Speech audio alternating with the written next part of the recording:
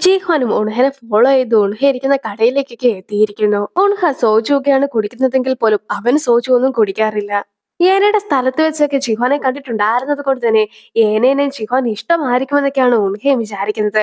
പക്ഷെ ജിഹ്വാൻ ആകട്ടെ അവളുടെ വീഡിയോസ് ഇന്നേ വരെ കണ്ടിട്ടില്ല എന്ന കാര്യമൊക്കെ പറയുന്നു. നിങ്ങളപ്പോൾ യൂട്യൂബിൽ ഒരു വീഡിയോസും കാണാറില്ലേ? ഒരു ചാനലും ഇതുവരെയായിട്ടും സബ്സ്ക്രൈബ് ഒന്നും ചെയ്തിട്ടില്ല എന്നൊക്കെ അവൾ ചോദിക്കുമ്പോഴത്തേക്കും ഒരേ ഒരു ചാനൽ മാത്രമാണ് താൻ കാണാറുള്ളത്. പക്ഷെ ഇപ്പോൾ അത് ആക്റ്റീവ് ഒന്നും അല്ല എന്ന കാര്യമൊക്കെ അവൻ പറയുന്നു. എന്നിട്ട് പോലും ആ ഒരു ചാനൽ അവളുടേതാണെന്നുള്ള കാര്യം അവൾ തിരിച്ചറിയുന്നില്ല. അടുത്തതായിട്ട് ഹ്യുൻവുനെ കാണിക്കുമ്പോഴത്തേക്കും ഒരു ഫ്ലാഷ് ബാക്ക് കൂടി കാണിക്കുന്നു. ഹ്യുൻവു ആകട്ടെ ഒരു പെൺകുട്ടിയുടെ ഒപ്പം ബ്ലൈൻഡ് ഡേറ്റിന് എത്തിയതായിരുന്നു. പക്ഷെ ആ പെൺകുട്ടി ആകട്ടെ അവനൊരു പ്രോസിക്യൂട്ടർ ആയതുകൊണ്ട് തന്നെ വലിയ രീതിയിൽ സാലറി ഒന്നും മേടിക്കുന്നില്ല എന്നും ഫുൾ ടൈം വീട്ടിലൊന്നും ഇരിക്കാതെ വർക്കിന്റെ പിന്നാലെ നടക്കുകയാണെന്നുള്ള സത്യമൊക്കെ മനസ്സിലാക്കിയത് കൊണ്ട് തന്നെ അവനോട് വലിയ ഇൻട്രസ്റ്റ് ഒന്നും ഇല്ലാതെയാണ് ഇരിക്കുന്നത്. ഒരു ഡേറ്റിനൊക്കെ വന്നതാണെങ്കിൽ പോലും ആ ഒരു രീതിയിലുള്ള ഒരു ചോദ്യങ്ങളും ചോദിക്കാതെ അവനെ കുറിച്ച് തരം താഴ്ത്തി കാണുകയായിരുന്നു അവളും.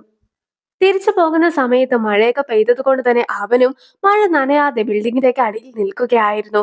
പക്ഷെ ആ പെൺകുട്ടിയാകട്ടെ അവനെ റിജക്ട് ചെയ്യുകയാണെന്നൊക്കെ പറഞ്ഞ് കയ്യിലുണ്ടായിരുന്ന കുടയൊക്കെ നിവർത്തി അതിൽ നിന്നും കുറച്ച് വെള്ളമൊക്കെ അവന്റെ മുഖത്തേക്ക് തെറിപ്പിച്ചിട്ട് പോകുന്നു. എന്തായാലും നാണം കെട്ടു. എന്നാൽ പിന്നെ നനഞ്ഞൊക്കെ പോയേക്കാമെന്ന് വിചാരിച്ച അവന്റെ അടുത്തേക്ക് എത്തുന്ന ഉണ്ഹ ആകട്ടെ കുട്ടികൾക്ക് വേണ്ടിയിട്ടുള്ള കുഞ്ഞു കുഞ്ഞു കുടകളിൽ ഒരു കുടയൊക്കെ അവന്റെ കയ്യിലും കൊടുക്കുകയാണ്. അവളുടെ കയ്യിൽ അതുപോലത്തെ ഒരുപാട് കുടകളൊക്കെ ഉണ്ടായിരുന്നു. ആ ഒരു സമയത്തായിരുന്നു അവരും കണ്ടുമുട്ടിയിട്ടൊക്കെ ഉണ്ടായിരുന്നത്. അവനാകട്ടെ ഇപ്പോഴും ആ ഒരു കുടയൊക്കെ സൂക്ഷിച്ചു വെച്ചിട്ടുണ്ട്. ഓൺഹയെ മദ്യപിച്ചിട്ടുണ്ടായിരുന്നത് കൊണ്ട് തന്നെ ഇപ്പോൾ സ്വന്തം ലൈഫിൽ നടന്ന കാര്യങ്ങളെ കുറിച്ചൊക്കെ പറയുകയാണ്. അവൾക്ക് ഗുണ്ടകളെയാണ് ഒട്ടും ഇഷ്ടമില്ലാത്തത്. കുഞ്ഞിലേ ആകട്ടെ അവളുടെ വീട്ടിലൊക്കെ ഗുണ്ടകൾ അതിക്രമിച്ച് കയറിയതിനു ശേഷം വീട്ടിലുള്ള ഗ്ലാസുകളും അവളുടെ കുടുക്കയും എല്ലാം തന്നെ പൊട്ടിച്ചിട്ടുണ്ടായിരുന്നു. അവളും ആ ഒരു കാര്യങ്ങളെ കുറിച്ച് എല്ലാം തന്നെ പറയുമ്പോഴത്തേക്കും അതൊക്കെ കേട്ടിരുന്നിട്ടുണ്ടായിരുന്ന അവനാകട്ടെ അവളുടെ അടുത്ത് ക്ഷമയൊക്കെ ചോദിക്കുന്നു. വളരെയധികം മദ്യപിച്ചിരുന്നിട്ടുണ്ടായിരുന്ന അവളെ എടുത്തുകൊണ്ടൊക്കെ അവൻ പോകുമെന്ന് അവൾ വിചാരിക്കുന്നുണ്ടെങ്കിൽ പോലും നേരെ തിരിച്ചാണ് അവരുടെ കാര്യത്തിൽ നടക്കുന്നത്. അവനും അറിയാതെ ഒരു ഗ്ലാസ് മദ്യമൊക്കെ മാറി കുടിച്ചിട്ടുണ്ടായിരുന്നു. ആ ഒറ്റ ഗ്ലാസ് മദ്യം കുടിച്ചു കഴിഞ്ഞപ്പോൾ തന്നെ അവന് നേരെ നിൽക്കുവാൻ പോലും സാധിക്കാത്ത ഒരു അവസ്ഥയിലാണ് ഇപ്പോൾ ഉള്ളത്. അവളും എങ്ങനെയൊക്കെയോ അവനെ ഒരിടത്ത് ഇരുത്തിയതിനു ശേഷം ഒരു വണ്ടിയൊക്കെ വിളിക്കുവാനായിട്ട് ശ്രമിക്കുന്നതിനിടയ്ക്ക് അവനെയും കാണാതായിട്ടുണ്ടായിരുന്നു. പിന്നീടാകട്ടെ അവളും അവനെ അന്വേഷിച്ചൊക്കെ നടന്നു വരുന്നു. ഒരുപാട് ദൂരം നടന്ന് നടന്ന് ഏറ്റവും ഒടുവിലായിട്ട് ഒരു പ്ലേ ഗ്രൗണ്ടിന്റെ ഒക്കെ മുമ്പിൽ എത്തുമ്പോഴത്തേക്കുമാണ് അവിടെ വെച്ച് അവനെ അവൾ കണ്ടുമുട്ടുന്നത്. ഇത്രയും നാൾ ഗുണഹ എന്നൊക്കെ ആയിരുന്നു അവളെ വിളിച്ചിട്ടുണ്ടായിരുന്നതെങ്കിൽ പോലും ഇപ്പോഴാകട്ടെ മിസ് മിനി എന്ന പേരൊക്കെയാണ് അവനും അവളെ വിളിക്കുന്നത്. മാത്രമല്ല ഓരോരോ റൈഡിലൊക്കെ അവളെയും കയറ്റുകയാണ് അവൻ. വലിയ ഗുണ്ടയൊക്കെ ആണെന്ന് പറയുന്നുണ്ടെങ്കിൽ പോലും അവനാകട്ടെ കുഞ്ഞു കുട്ടികളുടെ രീതിയിലുള്ള സ്വഭാവമൊക്കെ ആയിരുന്നു അപ്പോൾ പുറത്തെടുത്തിട്ടുണ്ടായിരുന്നത്. പിന്നീട് അവർ രണ്ടുപേരും കൂടി ഒന്നിച്ച് ഊഞ്ഞാലാടിക്കൊണ്ടിരിക്കുമ്പോഴത്തേക്കും കുഞ്ഞിലെ ഹിൻബുന്റെ മുമ്പിൽ വെച്ച് എണീറ്റ് നിന്നുകൊണ്ട് ഊഞ്ഞാലാടിയതിനെ കുറിച്ചൊക്കെ അവളും ഓർക്കുകയാണ്. അതുകൊണ്ട് തന്നെ ഇപ്പോൾ അവളും വീണ്ടും അതൊക്കെ കാണിച്ചു കൊടുക്കുന്നു. അവൾ നന്നായി തന്നെ ഊഞ്ഞാലാടുന്നുണ്ടെന്നൊക്കെ അവൻ പറഞ്ഞു കഴിയുമ്പോഴത്തേക്കും ഇതുവരെ ഞാൻ എന്തൊക്കെ കാര്യങ്ങൾ ചെയ്തിട്ടുണ്ടോ അതെല്ലാം തന്നെ മോശമാണെന്നാണ് ആൾക്കാർ പറഞ്ഞിട്ടുള്ളത്. ആദ്യമായിട്ടാണ് ഞാൻ ഒരു കാര്യം ചെയ്യുന്നത് നല്ലതാണെന്നൊക്കെ ഒരാൾ പറയുന്നതെന്ന് ഉൺഹ പറയുമ്പോഴാകട്ടെ ജീഹാനും അവൾ ഒരുപാട് കാര്യത്തിൽ വളരെ നല്ലതാണെന്നുള്ള കാര്യമൊക്കെ അറിയിക്കുകയാണ്. നന്നായി ബബിൾസ് ഒക്കെ ഉണ്ടാക്കുവാനായിട്ടും നന്നായി മദ്യപിക്കുവാനായിട്ടും നിനക്ക് അറിയാമെന്നൊക്കെ അവൻ പറഞ്ഞു കഴിയുമ്പോഴത്തേക്കുമാണ് അവനും അവളുടെ വീഡിയോസ് ഒക്കെ കണ്ടിട്ടുണ്ടെന്നുള്ള കാര്യമൊക്കെ അവളും മനസ്സിലാക്കുന്നത്. മദ്യപിച്ചിട്ടുണ്ടായിരുന്നെങ്കിൽ പോലും നിലവിലുള്ള പ്രശ്നങ്ങളെ കുറിച്ച് ഒന്നും തന്നെ ഓർക്കാതെ വളരെ ഹാപ്പി ആയിട്ടൊക്കെ ആയിരുന്നു അവർ രണ്ടുപേരും ഇരുന്നിട്ടുണ്ടായിരുന്നത്. നീ ഇനിയും വീഡിയോസ് ഒക്കെ ചെയ്യണം, അതൊരിക്കലും നിർത്തരുത്. മാത്രമല്ല അതെല്ലാം എനിക്കും കാണണമെന്നായിരുന്നു ചീഖ്വാനും അവളോട് പറഞ്ഞിട്ടുണ്ടായിരുന്നത്.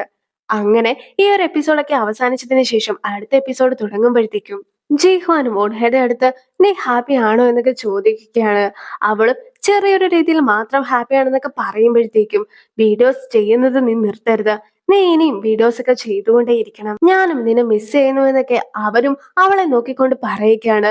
പിന്നീട് അവളെ എണീക്കുവാനായിട്ട് തുടങ്ങുമ്പോഴത്തേക്കും അവന്റെ മേത്തേക്കായിട്ടൊക്കെ വീഴുന്നുമുണ്ട്. അങ്ങനെ ഇരിക്കുകയാണ് ജിഹോന്റെ ഫോണിലേക്ക് ജോയങ് കോളൊക്കെ ചെയ്യുന്നത്.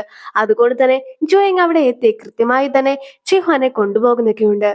ഉൺഹനെ വീട്ടിലേക്കൊക്കെ കൊണ്ടുപോയി ആക്കാമെന്ന് ജോയിങ് പറയുന്നുണ്ടെങ്കിൽ പോലും അവളും തന്റെ വീട് തൊട്ടടുത്ത് തന്നെയാണെന്നൊക്കെ പറഞ്ഞ് തനിയെ നടന്നു പോകുന്നു. ജീഹ്വാനും ഉൺഹയുടെ ഒപ്പം ഉണ്ടായിരുന്നത് വളരെ സന്തോഷകരമായിട്ടുള്ള നിമിഷങ്ങളായിട്ടായിരുന്നു കണ്ടിട്ടുണ്ടായിരുന്നത്. ഇപ്പോഴാകട്ടെ അവർ വണ്ടിയിൽ പോകുമ്പോഴത്തേക്കും അവളെയും പാസ് ചെയ്തു പോകുന്നു.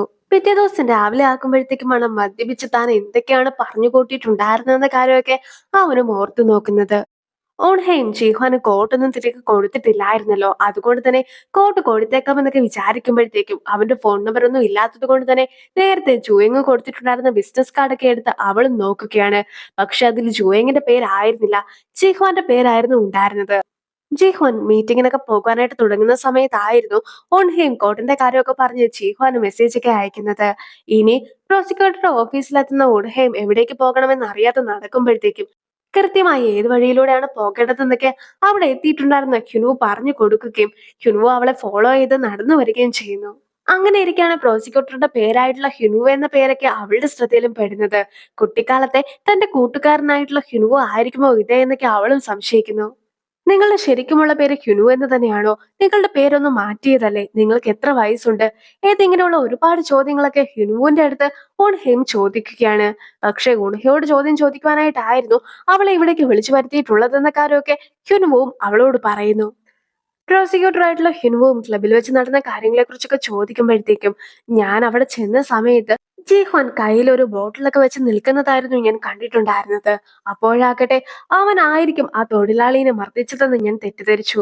അങ്ങനെയാണ് ഈ ഒരു സംഭവമൊക്കെ ഉണ്ടായത്. മാത്രമല്ല ആ ഒരു സ്ഥലത്ത് മറ്റൊരാൾ കൂടി ഉണ്ടായിരുന്നു എന്നൊക്കെ പറഞ്ഞിട്ട് ഗാംഗലിന്റെ ഫോട്ടോ ഒക്കെ കാണിച്ചതിന് ശേഷം ഇവനായിരുന്നു ആ ഒരു വ്യക്തി എന്നൊക്കെ അവളും പറഞ്ഞു കൊടുക്കുന്നുണ്ട്.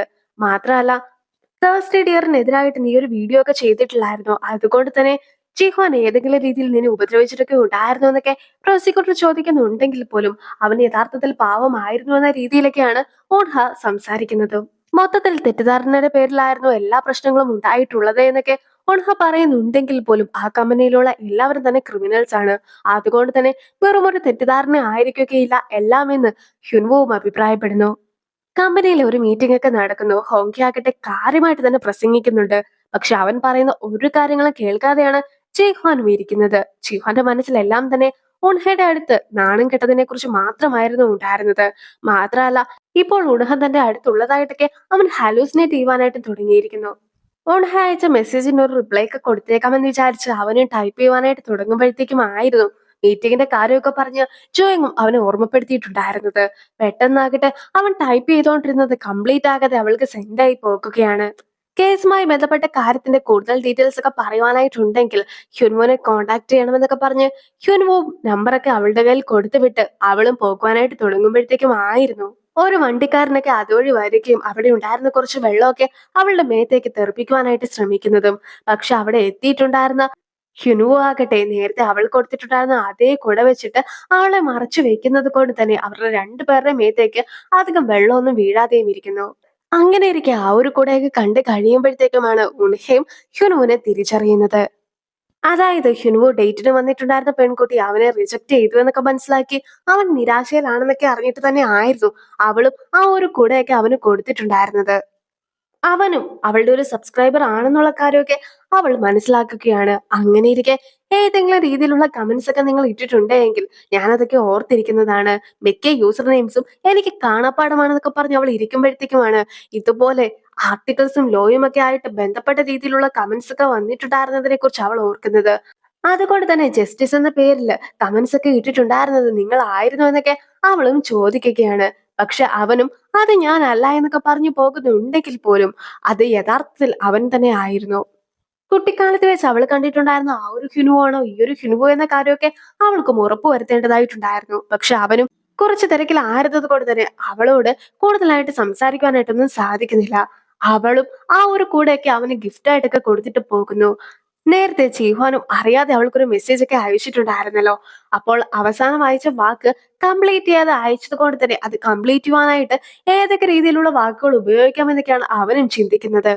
ഞാൻ അറിയാതെ നിനക്കൊരു മെസ്സേജ് ഒക്കെ അയച്ചിട്ടുണ്ടായിരുന്നു. അതങ്ങ് വായിക്കാതെ ഡിലീറ്റ് ചെയ്ത് കളഞ്ഞേക്കുവാനൊക്കെ ചീഹ്വാനും ഉണയോട് പറഞ്ഞ് ഒരു കോളൊക്കെ ചെയ്യുകയാണ്.